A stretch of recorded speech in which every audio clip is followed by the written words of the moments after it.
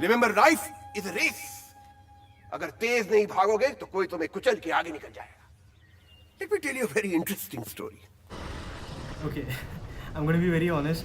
There is no interesting story as such. I just happened to take some videos of me cycling around Bandra and I needed an excuse to work that into this video. So apologies for that.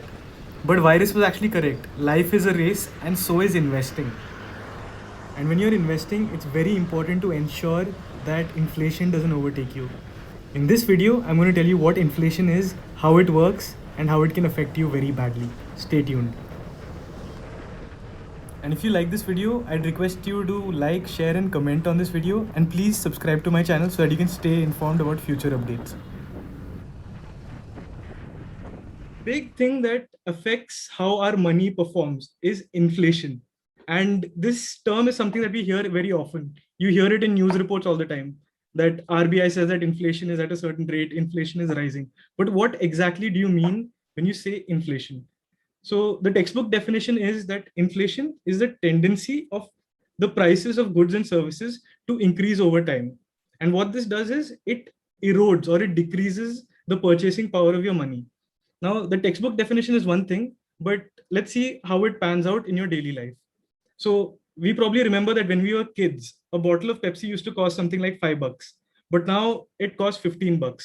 So that is what I mean by the tendency of prices of goods to increase over time. Now I'll explain what you mean by eroding the purchasing power of money. So when you were kids, with 100 rupees, you could buy 20 bottles of Pepsi. But that same 100 rupee note, right now it can give you only around 6 bottles of Pepsi. So over time, the purchasing power of your money gets eroded. So let's talk about how inflation can affect you. And again, I'm going to use a very simple example. So in the year 2010, 3 friends had 10,000 rupees with them and they invested them in different ways so that in 2040, 30 years later, they could buy Coca-Cola for their grandchildren for whatever reason they wanted to buy Coke for the grandchildren. So the first person doesn't really trust investments, doesn't trust banks, doesn't trust mutual funds. He decides to put his money under his mattress.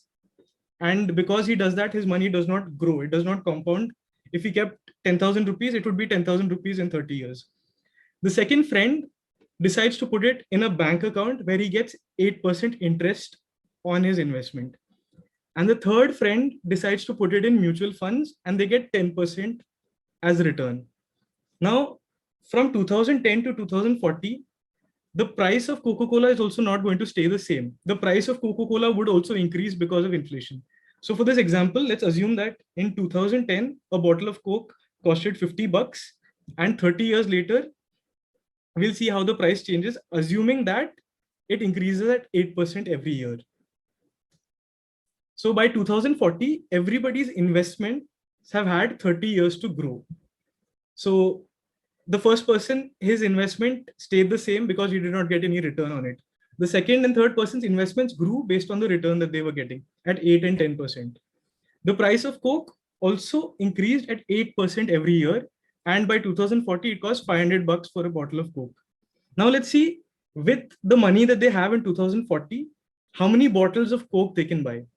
So the first person who did nothing with his money, he can only buy 20 bottles of Coke. Earlier, he could have bought 200 bottles, but because his money did not grow, his purchasing power has come down.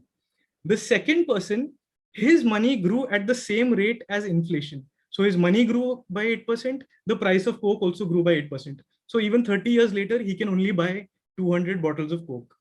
And the third person, because the third person's investment grew more, it grew at 10% compared to 8% inflation, they can buy more Coke 30 years later.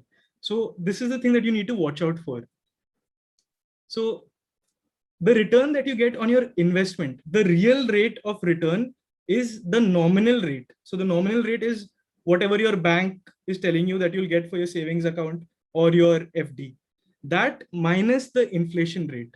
So the first person, he actually had a real rate of return which was negative, which is why he could buy fewer bottles of Coke later on. The second person could buy the same number of Coke bottles 30 years later because both grew in step. And the third person, because their returns outpaced inflation, they could buy more.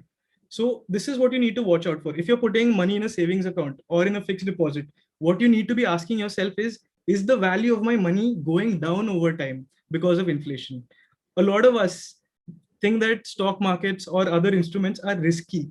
And because of that, we keep putting our money in fixed deposits. But what that is doing is over time, the value of our money is actually going down. Do we have any questions till this point of time? Was this example helpful? Hey Nikhil, I have a question. Yeah. So you said that people who are investing in fixed deposits, they're essentially losing money due to inflation.